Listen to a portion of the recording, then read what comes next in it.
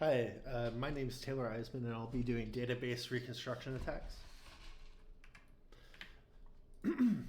So the paper I'm going to be reviewing is called Understanding Database Reconstruction Attacks on Public Data. It was composed by Garfinkel, Abowd, and Martindale, or written by, and it was published in 2019. In this particular paper, they use a fictional data set to illustrate database reconstruction attacks.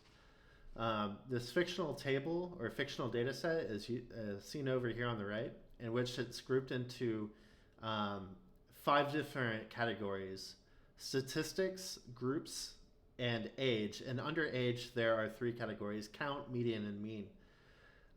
If you go down the side here, we have statistic 1A, total population. We can see that there are 7 total people in this total population. 4 of them are female and 3 of them are male. We can also tell that the median age of the total population is 30, and the average age of all the participants is 38. So from that, just knowing that, we can already figure out a lot about the confidential microdata.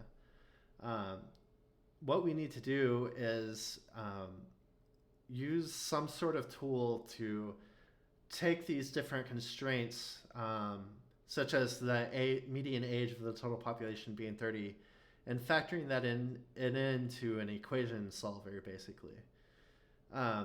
Notice that in this table, there are some entries that have missing values, and these are associated with the letter D here. So you can see for single adults, it's missing both the age count, the age median, and the age mean. This is due to this particular category having less than 2 people, or less than 3 people rather. So they're worried about that. If it's a category of 1 person, then it gives away all the information. So what they did is, anything below 2 people or including 2 people will just be censored. And they were hoping to guarantee privacy via that methodology. But we'll show very shortly why that is not the case, and they should not feel comfortable with the data results or the tabulations that they published. One further note is that in the paper they mentioned that they simplified both race and gender into 2 categories: black or white and male or female. So there's only a binary choice for many of these options, which simplifies the problem.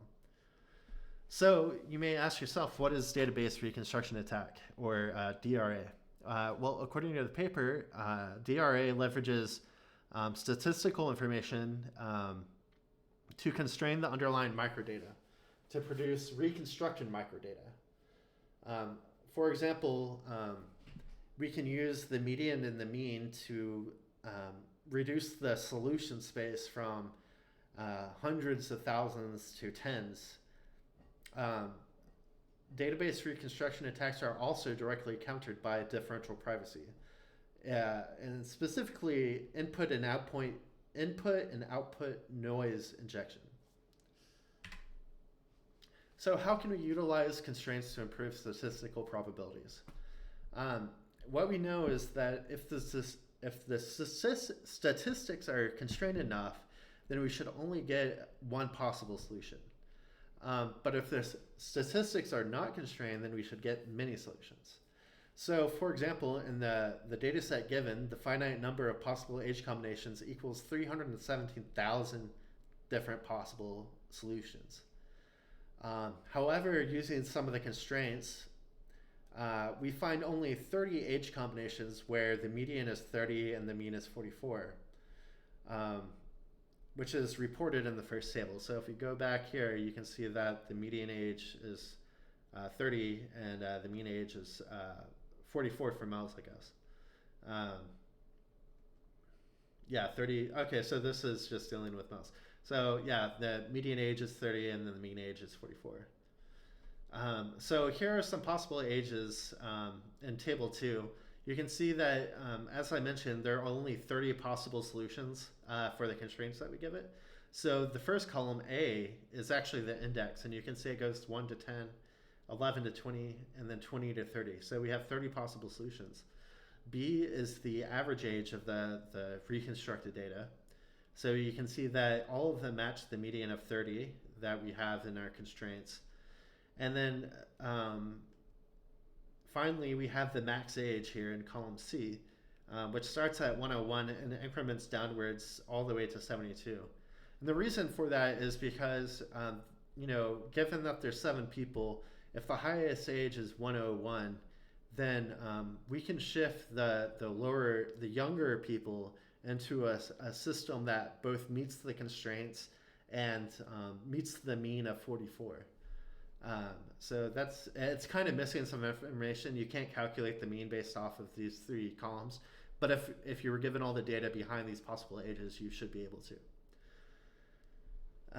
And so a key part of database reconstruction attack is the variables associated with it. So think of this as a logic puzzle where you know that you're trying to find out, certain things about a person, but you're given clues. So you got to cross out, does Deanne wear a red hat? Well, no, she doesn't. You can cross that out, and suddenly the solution becomes more apparent. It's the same thing here. So we have 7 people over here in the table 3, 1 to 7 here. And then we have age, sex, race, and marital status. Each of these are given 7 values. So we need to find constraints for each of these each of these columns, and then plug them into some code.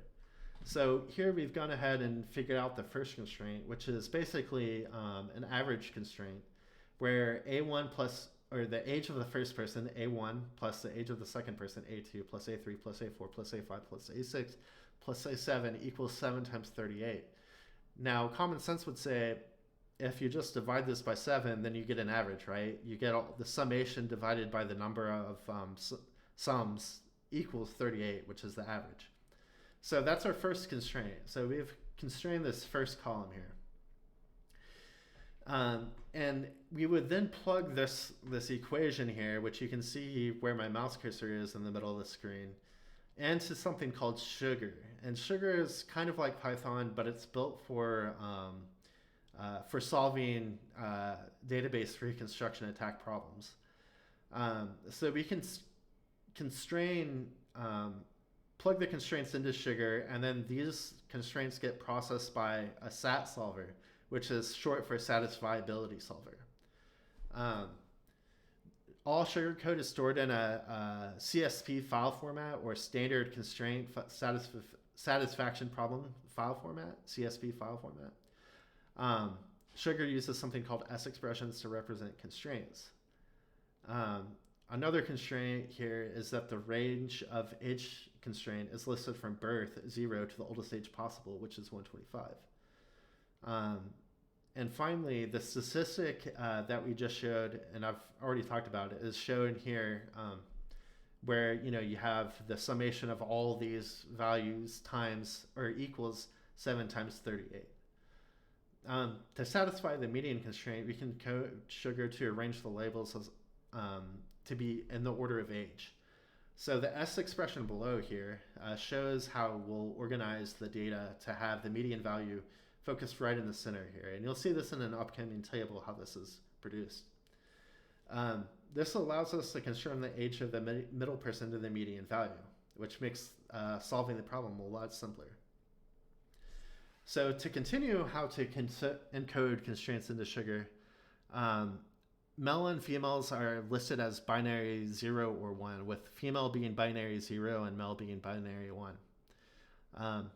Thus, we can create another constraint, because if you remember from table 1, which is up here, we had the number of males equal to 3. So we know that if we have basically a 1 hat or a binary 1 equal to male, then the summation of all these different genders should equal to 3, because we only have 3 males. So the way we would code this into sugar here is with the parentheses, equal sign, parentheses, plus S1 to S7, and then 3. And basically, you can think of S expressions as kind of like a play on order of expressions, or order of PEMDAS. I forget what the actual term for it is. Order of operations. Yeah, I think I said that. Yeah, so that adds up all of them and equals it to 3. So that's another constraint. So to encapsulate table one, the authors needed to encode sugar with 164 individual S expressions, or over 457 lines of code. Um, so that's not actually how complex it is. That's sugar actually translate each S expression into a set of Boolean formulas. So the actual individual number of variables is actually 6,755 from 164 individual S expressions. And all of these S expression variables are organized into 252,000 clauses. The actual Boolean expressions are organized in something called conjunctive normal form, which is because most Boolean clauses are combined using the Boolean AND operations. So you can, well, they didn't give an example, but you can just think of it as a bunch of ands strung together. So how does conjunctive normal form solvers work? Well, the SAT solver, which is a conjunctive normal form solver, uses brute force algorithm, which explores every possible combination of variables until it finds all possible solutions that satisfies the constraint of the data. SAT solvers can only process systems with Boolean variables. So each S expression gets converted into a larger set of constraints, which is where that number on this last page comes from, the 6,755. So the amount of variables explodes as you convert S expressions into Boolean variables. And then really quickly, here's table 4. It's broken up into age, sex, race, marital status, and a solution identifier. This is a single satisfying assignment. So this set of variables satisfies all the constraints that we've given the sugar program. So you should be able to see from here that the average age is, like 44, or whatever it is. I guess this is the total population, so it would be more like 30. But this satisfies it, and this was actually not hard to do for a computer to do, to be frank. Many CNF solvers can solve CNF systems with millions of variables and clauses in minutes. Picosat could do the problem that we just demonstrated in 2 seconds, while Glucose SAT solver can do this very problem in less than 0.1 seconds on a 2013 MacBook Pro. So if you're thinking about like how repeatable this experiment is, it's very repeatable. You could do it on any laptop that's out today, because they got these results more than a decade ago. So it's very easy to see how this can become a problem for people who are publishing confidential data. So just to continue here, how do we interpret the solution? So after the solver finishes, then sugar translates the CNF assignments back into integer values for the constructed variables. If there is one single possible solution, then we can say that the published statistics are completely revealed and that we've exposed any and all confidential microdata. However, if there's an error in the fictional statistical agency's confidential database, we can still reconstruct the database by using published statistics, not as a set of constraints, but as inputs to a multidimensional objective function.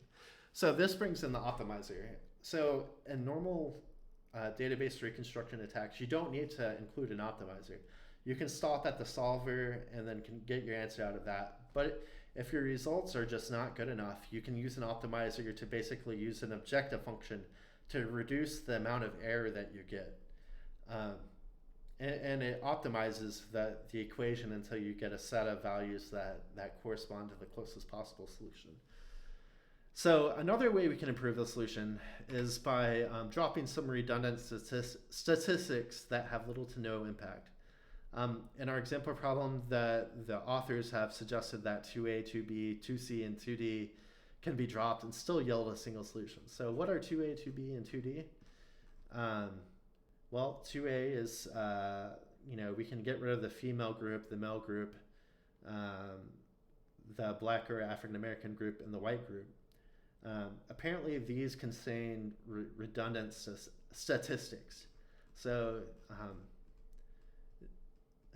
if we get rid of those, we can still find one single data. However, if we drop more than one at a time, such as dropping 2A and 2B in conjunction with each other, or it increases the solution space to 8 solutions. So we can still infer the right answers from an increased solution space. For example, the correct answers will all be in the solution space for dropping the 2A and 2B. It's just it will be hard to discern which ones are the correct one without optimizing your function.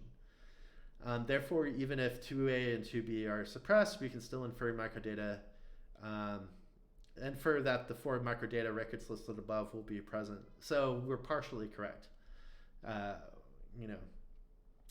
Removing statistic 4A seems redundant as well. However, it increases the number of solutions from 1 to 2, as seen in table 5. So we can see that dropping 4A creates 2 different solutions here. 8 FBS, 2 FBS, 18 MWS, 12 MWS. You can see that some of them are kind of repetitive, like MBM is correct, but it got its age wrong. 84 and 90, or 66 and 72. So they're slightly different than each other. So it's almost impossible to determine which one is the correct one without using an optimizer or dropping more constraints out of the problem. So how can you defend against database reconstruction attacks? The authors propose that you can publish less statistical data. This has 2 disadvantages, in which one, it causes more ambiguity in the level of privacy when the published data still identifies a sizable fraction of individuals in the population.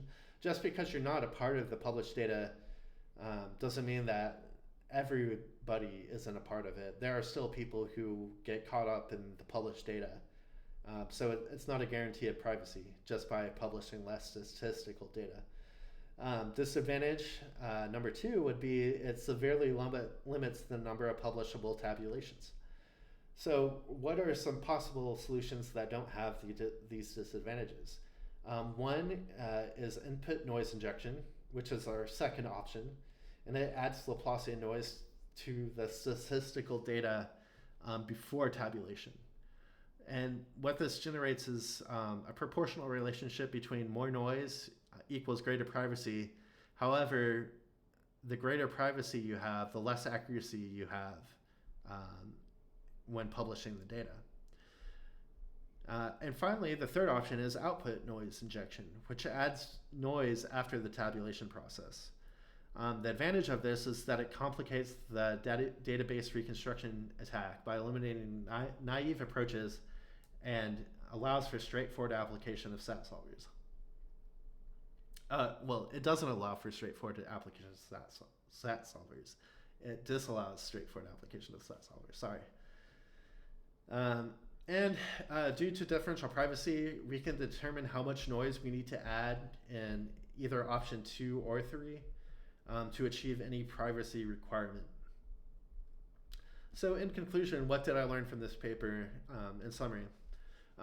Database reconstruction attacks are extremely easy to use, not in terms of coding, but once you know what you're doing, the computational barrier is not very high. So if you have the time to write 145 lines of S expressions, then you should be able to, pretty much get a lot of data from many different data sources. Another thing I learned is that differential privacy should be the first and foremost in your mind when preventing database reconstruction attacks. Differential privacy, according to the paper, I believe, says that differential privacy was created to stop database reconstruction attacks. And then finally, database reconstruction attacks infrastructure consists of 4 parts, possibly 5 if you incorporate the optimizer.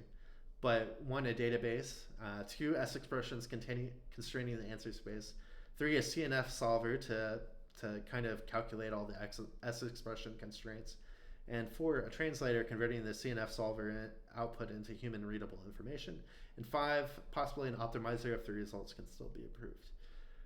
With that, I'd like to stop recording. If you have any questions, please get in contact with me. I'm on Blackboard. I don't feel safe publishing my full email on YouTube or wherever I'm going to be posting this. But if you do have any questions, please feel free to reach out to me. If you need to contact Dr. Gong to get my email, just well, I don't want to bother her. Just I guess contact me through Blackboard.